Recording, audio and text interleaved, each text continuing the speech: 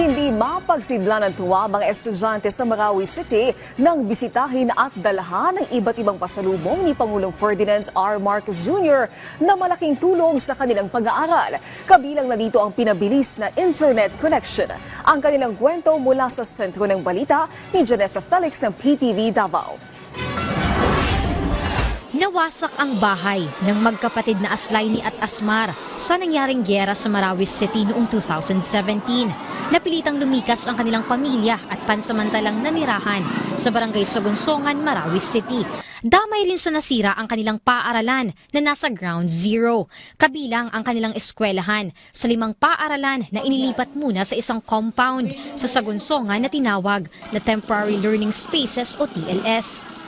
Mahigit 7 taon na silang naninirahan at nag-aaral sa lugar. Pero pahirapan pa rin ang internet connection kahit simpleng signal ng cellphone. Kailangan pa nilang lumuwas sa bayan para makapag-research at makagawa ng assignments. Pero problema ang pamasahe, lalo't ang ama lang nila ang may hanap buhay. At para makatulong, nagbebenta sila ng pagkain at iba't ibang bagay sa eskwelahan para makaipon ng pamasahe. Sobrang hirap ng internet, kailangan po namin humingi ng pera sa parents namin para maka-wifi din. Then pumupunta po muna kami sa town para makasignal din ng konti lang. Pero hindi nila ito kinakailangang gawin matapos magkaloob si Pangulong Ferdinand R. Marcos Jr. ng Starlink Internet Service para sa TLS sa Sagunsongan. Lubos ang pasasalamat ng magkapatid. Personal pa na nagpaturo si Asmar sa kanilang guro kung paano gumamit ng laptop at maka-access ng mga research materials online. Salamat po, President Bongbong Marcos Jr. Masaya naman ang senior high school student na si Aslaini, lalo't matagal na niyang pinangarap magka-internet sa kanilang eskwelahan. Malaki pong nakakatulong sa amin po yun, sa amin mag-aaral dito. Kasi kahit papaano, naalis na po yung pagkano namin ng mga wifi, yung mga internet po. Bukod sa mga estudyante, malaking pakinabang rin ito sa mga guro. Noon, puro printed materials lang ang gamit sa pagtuturo. Ngayon, pwede na silang makagamit ng mga interactive at video-based educational materials. Gaya ni Ginang Saria Ibrahim na nagtuturo sa elementarya.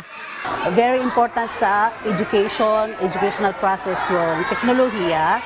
So napakalaking bagay po na nabigyan po kami dito, especially dito sa Sagunsongan TLS, ng ganitong gadget, laptop at saka yung internet. Kabilang din ang Bango Elementary School sa mga nabigyan ng Starlink internet device. Kwento ni Teacher Faraida, dahil nasa liblib na bahagi ito ng Marawi City, hindi sanay ang mga bata sa internet. Traditional din ang sistema ng kanilang pagtuturo, lalo't dagdag gasto sa estudyante ang paggamit ng internet. Very different po, especially ngayon is malakas talaga yung connection. So mapapadali yung trabaho namin. Excited naman si Raisa Manso para sa kanyang anak. Mas ganado na kasi itong mag-aral dahil sa mga interactive materials na gamit ng kanyang guro. Ito ang kauna-unahang pagkakaroon ng internet connection sa paaralan. Kaya't lubos ang kanyang pasasalamat kay Pangulong Marcos Jr.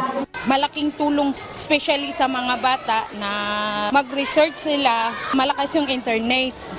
Dati isa sa mga hamon ng mga taga-Marawi ang mabagal na internet connection.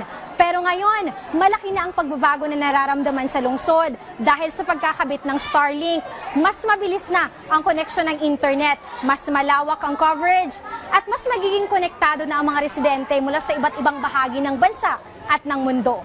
Ayon na sa ilang mga estudyante at mga negosyante, malaking tulong ito sa kanilang pag-aaral at sa kanilang negosyo. Ito nga ay isang hakbang patungo sa mas progresibong Marawi.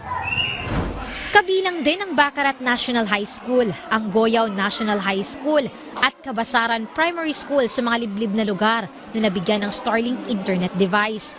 Layunin ng proyektong ito na tulungan ng mga estudyante at guro na magkaroon ng mas maayos na access sa internet para sa edukasyon.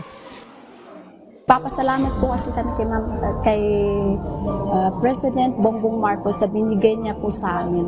To our President Ferdinand Bongbong Marcos, we are forever grateful for this Starlink. Salamat po, President Bongbong Marcos Jr.